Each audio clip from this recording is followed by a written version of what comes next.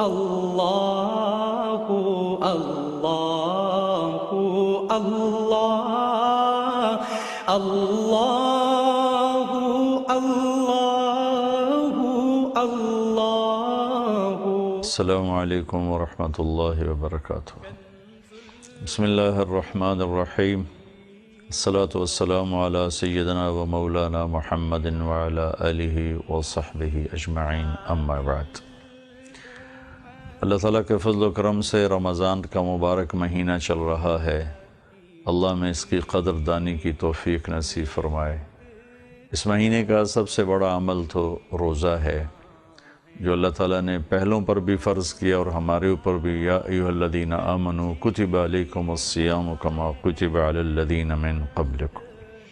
ایمان والو، تم پر روزہ فرض کیا گیا جیسے پہلوں پر فرض کیا گیا۔ اس کی آؤٹ پٹ کیا ہے؟ روزہ رکھیں گے تو کیا ہوگا؟ اللہ تعالیٰ فرماتے ہیں لعلکم تتقون، تمہیں تقوی نصیب ہوگا۔ روزے پر اگر ہمیں تقوی ملا تو پھر کیا ہوگا؟ تو اللہ تعالیٰ فرماتے ہیں من یتق اللہ یجعل لہ مخرج ویرزقہ من حیث لا یحتسب۔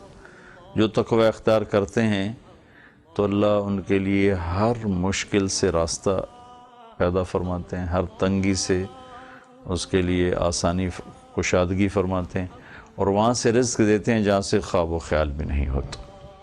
اور اگر تقوی ہوگا تو کیا ہوگا؟ اللہ تعالیٰ فرماتے ہیں ان اللہ مع الذین اتقوا والذین هم محسنون۔ اللہ تعالیٰ تقوی والوں کے ساتھ ہے اور احسان کرنے والوں کے ساتھ ہے۔ تو یہ اتنا بڑا عمل ہے کہ ایک مہینے کی ہم تھوڑی سی بھوک پیاس برداشت کر لیں، تھوڑی سی اپنے اوپر ہم مشقت برداشت کر لیں تو اس کے بدلے میں ہمیں اللہ مل جائے گا، اور اگر ہمیں اللہ ملا تو سب کچھ ملا۔ تو اللہ تعالیٰ فرماتے ہیں فَإِن وَجَدْتَنِي وَجَدْتَ كُلَّ شَيْءٍ وَإِن فُتَّنِي فَاتَكَ كُلُّ شَيْءٍ۔ میرے بندے، اگر تم نے اللہ کو پایا سب کچھ پایا، اور اللہ کو کھو دیا سب کچھ کھو دیا۔ تو اس مہینے کا سب سے بڑا عمل تو روزہ رکھنا ہے، باقی چیزیں تو اس کے ساتھ جڑی ہوئی ہیں، لیکن بطور فرض میں سارے سننے والوں سے عرض کروں گا کہ اس کا اہتمام فرمائیں۔ یہ تو فرض روزہ ہے۔ نفلی روزے کے بارے میں ہمارے نبی نے کیا فرمایا؟ من صام یوما تطوعا ثم اعطی ملء الارض ذهبا لم يستوف ثوابه دون یوم الحساب۔ جس شخص نے نفل روزہ رکھا اور پھر پوری زمین 7 بر اعظم کو سونے سے بھر کر اسے پیش کیا گیا کہ جناب جو آپ نے نفل روزہ رکھا تھا یہ اس کا بدلہ ہے، تو ہمارے نبی نے فرمایا کہ یہ پوری دنیا بھری ہوئی، سونے کی بھری ہوئی دنیا اس ایک نفل روزے کا بدلہ نہیں بن سکتی، اس کا بدلہ اسے اللہ تعالیٰ ہی دے گا۔ اور اللہ تعالیٰ کے نبی کا فرمان ہے کہ روزے کا بدلہ اللہ تعالیٰ خود ہے، ہر چیز کا بدلہ برکت، جنت، بخشش، مغفرت۔ روزے کا بدلہ اللہ خود ہے۔ الصوم لی وانا اجزا بہ، روزہ میرے لیے ہے اور میں روزے کی جزا خود ہوں۔ یہ بہت بڑا عمل اللہ نے ہمیں دیا۔ جب نفل روزے میں 7 بر اعظم سونے سے بھرے ہوئے قیمت نہیں بن سکتے، فرض روزہ، حضرت علی رضی اللہ عنہ کا فرمان ہے جس نے فرض روزہ چھوڑ دیا جان بوجھ کے اور پھر قیامت تک روزے رکھتا رہا تو اس ایک روزے کا بدلہ نہیں بن سکتا، اس کے برابر نہیں ہو سکتا۔ تو یہ سیزن ہے کمائی کا اور اللہ پاک کی رحمتوں کا۔ ابو ہریرہ رضی اللہ تعالیٰ عنہ فرماتے ہیں کہ اللہ کے نبی صلی اللہ تعالیٰ علیہ وسلم نے فرمایا کہ اللہ نے میری امت کو اس رمضان میں 5 چیزیں وہ دی ہیں جو پہلی امت کے روزہ رکھنے والوں کو نہیں دی۔ تو پہلی چیز ہے کہ خلوف فم الصائم اطیب عند اللہ من ریح المسک، کہ معدہ خالی ہونے سے ایک سمیل اٹھتی ہے جو منہ میں آنے شروع ہو جاتی، جو ہمیں اچھی نہیں لگتی، لیکن میرے نبی نے فرمایا کہ یہ جو ان کے منہ سے اٹھنے والی معدے کی سمیل ہے یہ اللہ تعالیٰ کو سب سے اعلیٰ خوشبو مشک ہے، اس سے زیادہ پسندیدہ ہے۔ کہ اللہ کے لیے انہوں نے بھوک برداشت کی تو اس پر جو اسمیل پیدا ہوئی تو اللہ کے نزدیک وہ دنیا کی سب سے اعلیٰ خوشبو سے زیادہ پسندیدہ ہے میرے اللہ کو۔ دوسری دولت ان کو یہ ملی ہے جو پہلی امتوں کو نہیں ملی، تستغفر لہم حیطان فی البحر، ان کے لیے سمندر کی مچھلیاں بھی دعا کرتی ہیں اور ساری مخلوق ان کے لیے دعا کرتی ہے روزہ رکھنے والوں کے لیے۔ تیسری دولت کہ اس میں تصفد فیہ مرضۃ الشیاطین، اس میں سارے بڑے بڑے شیطان قید کر دیے جاتے ہیں۔ اس لیے آپ دیکھتے ہیں کہ رمضان میں ایک دم نمازی بڑھ جاتے ہیں، ٹوپیاں سر پہ آ جاتی ہیں، قرآن کھل جاتے ہیں، اور جو ہی رمضان جاتا ہے تو پھر نماز بھی غائب ہو جاتی ہے، ٹوپی بھی غائب ہو جاتی ہے، قرآن بھی غائب ہو جاتا ہے، وہ شیطان آ کے پھر دوبارہ پکڑ لیتے ہیں۔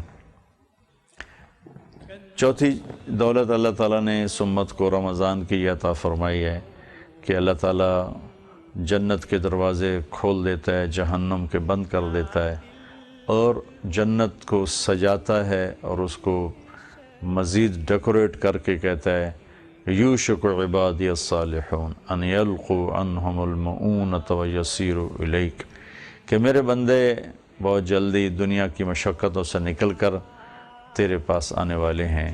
روزانہ جنت کو روزہ رکھنے والوں کے لیے سجایا جاتا ہے۔ اور پانچویں دولت یہ ہے کہ رمضان کی آخری رات ان سب کی بخشش ہو جاتی۔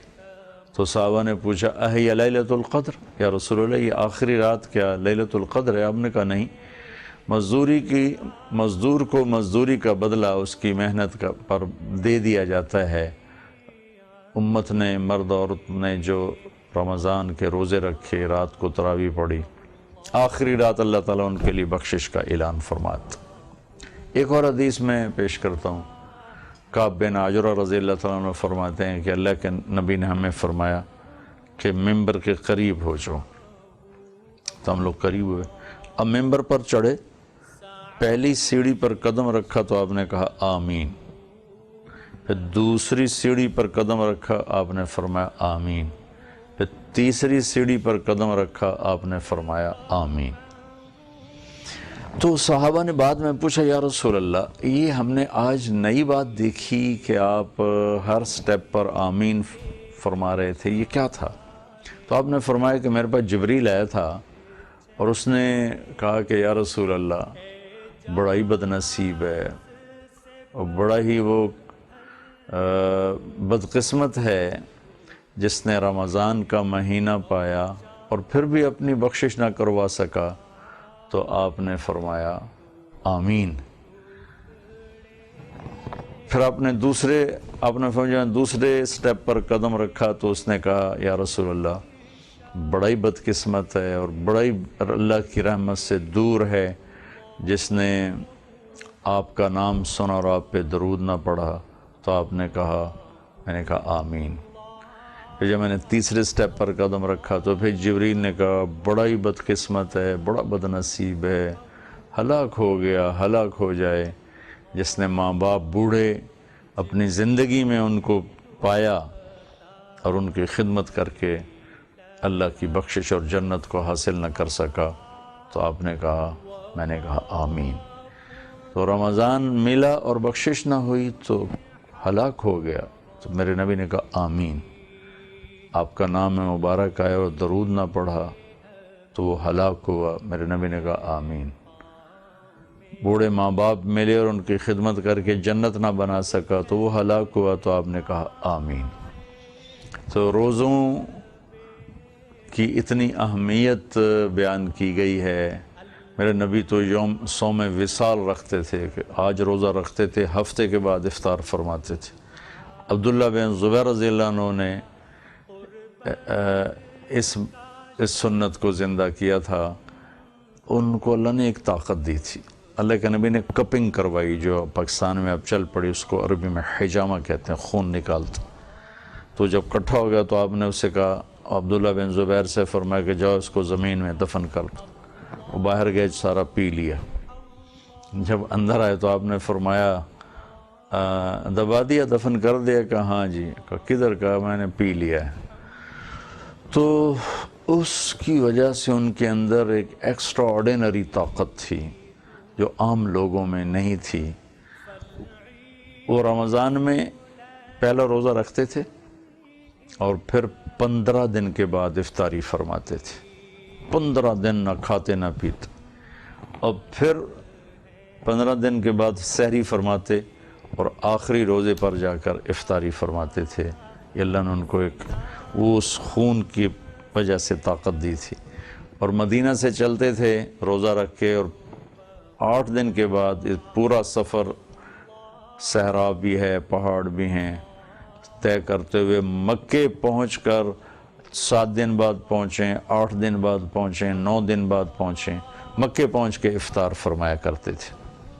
بہت بڑے لوگ تھے۔ ہمارے لیے اتنا ہی بہت ہے کہ ہم سحری افطاری کھا کے یہ تھوڑی سی بھوک اور پیاس کو برداشت کر لیں۔ اللہ اللہ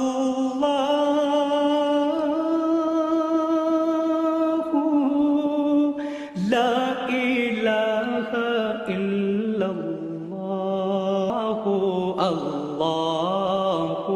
اللہ اللہ اللہ اللہ اللہ۔ تو پوری اللہ کی رحمتوں کے چھاؤں میں ہم آ جائیں گے، اور دعائیں قبول ہوں گی۔ کہ جو آدمی روزے میں ہوتا ہے اور افطاری کے وقت ہاتھ اٹھاتا ہے تو اللہ عرش کے فرشتوں سے فرماتا ہے اپنی دعا چھوڑ دو، اپنی عبادت چھوڑ دو، اس بندے اور بندی کی دعا پر آمین کہو۔ سحری کے وقت میں آدمی ہاتھ اٹھاتا ہے تو اللہ تعالیٰ کی طرف سے قبولیت کے فیصلے ہوتے ہیں۔ تو جتنے سننے والے حضرات ہیں، خواتین ہیں، ان سے میں عرض کروں گا تھوڑی سی ہمت کر کے اس روزے کو نبھا لیں۔ یہ اللہ کی طرف سے بہت بڑی نعمت دی گئی ہے، اور جنت کے 8 دروازوں میں ایک دروازے کا نام ہے ریان۔ وہ دروازہ صرف روزہ رکھنے والوں کے لیے ہے کہ اللہ تعالیٰ کی طرف سے اعلان ہوگا کہ جو دنیا میں روزے کا اہتمام فرماتے تھے وہ سب اس دروازے سے انٹر ہو جائیں۔ تو ان کے لیے خاص دروازہ بنایا گیا ہے جس سے وہ اندر داخل ہوں گے، جس کو باب الریان کہتے ہیں، اس کا نام ریان ہے۔ باقی دروازوں کے نام تو کہیں نہیں پڑے، لیکن یہ حدیث میں نظر سے گزری ہے کہ جس دروازے سے روزہ رکھنے والے داخل ہوں گے اس کا نام باب الریان رکھا گیا ہے۔ تو اس تھوڑی سی مشقت کے پیچھے بہت بڑی نعمت ملنے والی ہے۔ دنیا کے پیچھے لوگ کتنی مشقتیں اٹھاتے ہیں، کتنا کچھ برداشت کرتے ہیں۔ تو میری گزارش تھی کہ ہم اپنے اس مہینے کو قیمتی بنائیں، رمضان روزے کے ساتھ اور قرآن کی تلاوت کے ساتھ۔ اور میرے نبی نے کہا روزہ ڈھال ہے، مالم یخرقھا، جب تک اس کو پھاڑ نہ دے۔ تو روزہ بچاؤ ہے جہنم سے، دنیا کی مصیبتوں سے، جب تک پھاڑ نہ دے۔ پھاڑنا کیا ہے؟ آپ نے فرمایا کہ جو جھوٹ بولتا رہے اس کو بھوکا پیاسا رہنے کا کوئی فائدہ نہیں ہے۔ من لم یدع قول الزور، جس نے روزہ رکھا لیکن جھوٹ بولنا نہ چھوڑا تو اس نے اپنے روزے کو پھاڑ دیا۔ غیبت کو نہیں چھوڑا، روزے کو ضائع کر دیا۔ جھوٹ کو نہیں چھوڑا، روزے کو ضائع کر دیا۔ حرام کھانے کو نہیں چھوڑا، اس نے روزے کو ضائع کر دیا۔ تو اس روزے کی حفاظت اگر ہے تو یہ جہنم سے بچاؤ ہے، دنیا کی تکلیف سے بچاؤ ہے۔ اس میں یہ چند چیزیں بڑے کبیرہ گناہ ہیں، اس میں خاص طور پہ جھوٹ بولنا، غیبت کرنا، سود کھانا، جوا ہے، شراب ہے، زنا ہے، ماں باپ کی نافرمانی ہے، رشتہ داروں سے لڑائیاں جھگڑے ہیں، لوگوں کے بارے میں دل میں نفرت، کینہ اور بغض ہے۔ اس قسم کی چیزیں جب دل میں اکٹھی ہو جاتی ہیں یا عمل میں آ جاتی ہیں تو روزے کی طاقت تو اپنی جگہ پر ہے لیکن ہم تک پہنچتی نہیں۔ جیسے اوپر سے سگنل آ رہے ہوں لیکن ہماری چپ ایکٹیویٹ نہ ہو تو سگنل وصول نہیں ہوتے۔ تو روزہ اپنی طاقت میں اللہ سے ملانے والا عمل ہے، لیکن یہ چند اعمال جو ہمارے ماحول میں، معاشرے میں پھیلے ہوئے ہیں، یہ ہمارے روزے کو روک، اس کی نورانیت، برکتوں کو روک دیتے ہیں۔ تو میں سب سننے والوں سے عرض کروں گا ساری زندگی کے لیے جھوٹ بولنا چھوڑ دیں، ظلم کرنا چھوڑ دیں، کھوٹ، دھوکہ، ملاوٹ چھوڑ دیں، رزق حرام میں کوئی نسل کے لیے بھلائی نہیں، اور اس کے حلال میں کوئی نقصان نہیں۔ اللہ کی قسم، اس دھرتی پہ اللہ کا راج ہے، اور اس نے حرام کے اندر بے برکت کا اعلان کر دیا ہے، اور حلال میں برکت کا اعلان کر دیا ہے، اور اس میں خاص طور پر سب سے بڑا حرام وہ سود ہے، سب سے بڑا حرام۔ چوری سے، ڈاکے سے، جوئے سے، شراب بیچے، چرس بیچے، ہیروئن بیچے، یہ سب حرام چیزیں ہیں، لیکن ان میں سب سے بڑا حرام وہ سود کا پیسہ ہے۔ ایک تو بینک سود لیتے ہیں، اور ایک اب ہمارے ہر شہر گلی محلے میں جن کے پاس 4 پیسے ہیں وہ غریبوں کو سود پہ پیسے دیتے ہیں۔ اور کتنے لوگ مجھے آ کر ملتے ہیں، یہ 1 لاکھ روپیہ سود پہ لیا تھا غربت کی وجہ سے، وہ لاکھ ادا بھی ہو چکا ہے، وہ تھوڑی جب وہ پرسنٹیج دے، لیکن پھر بھی لاکھ سر پہ کھڑا ہوا ہے، اور میرا تو اب گھر بکنے والا ہے، میرے تو کپڑے بکنے والے ہیں، میری جان بچائی جائے۔ تو ایک بینکوں کا سود ہے جو بڑے پیمانے پر ہے، لیکن ایک انفرادی سود ہے کہ لوگ غریبوں کو، ضرورت مندوں کو سود پہ پیسہ دیتے ہیں، ویسے قرض حسنہ نہیں دیتے۔ تو خاص طور پر سود سے توبہ کی جائے کہ اللہ نے کفر کے خلاف اعلان جنگ نہیں کیا، شرک کے خلاف اعلان جنگ نہیں، شراب ہے، جوا ہے، جھوٹ ہے، قتل ہے، زنا ہے، ماں باپ کی نافرمانی ہے، رشوت ہے، دھوکہ ہے، فراڈ ہے، فریب ہے، قبضے ہیں، یہ سب بڑے بڑے گناہ ہیں۔ نماز چھوڑ دی، روزہ چھوڑ دیا، حج چھوڑ دیا، زکوٰۃ چھوڑ دی، یہ سب بڑے بڑے گناہ ہیں۔ کسی کے خلاف اللہ نے نہیں کہا میرا اعلان جنگ ہے، صرف سود پر اللہ نے کہا کہ میرا اور میرے نبی ہم دونوں کا تمہارے خلاف اعلان جنگ ہے۔ ایک طاقتور ملک اعلان جنگ کر دے تو کمزور ملک والے پریشان ہو جاتے ہیں کہ اب کیا بنے گا۔ دنیا کا شہنشاہ اپنے نبی کو ساتھ لے کر فرماتا ہے کہ یا تو چھوڑ دو یا پھر میں اور میرا رسول جنگ کرنے کے لیے آ رہے ہیں، تیار ہو جاؤ۔ تو میں سب سے عرض کروں گا اپنے رزق کو، اپنی کمائی کو پاکیزہ کریں، حلال کریں، اس میں اللہ نے برکت رکھی، اور انشاءاللہ اللہ وہاں سے دے گا جہاں سے وہم و گمان بھی نہیں۔ تم اپنے روزے کو خوبصورت بنائیں، روزے کو قیمتی بنائیں، قرآن کی تلاوت کے ساتھ، اور رات کی نماز تراویح کے ساتھ، اور یہ ساری چیزوں کو چھوڑنے کے ساتھ۔ یہ جب چھوڑ جائیں گی تو پھر انشاءاللہ ہمارا روزہ انتہائی خوبصورت بن کر اللہ کی بارگاہ میں پہنچے گا، اور آخری رات میں اللہ ہمارے لیے انشاءاللہ بخشش کا اعلان فرمائے گا۔ اللہ اللہ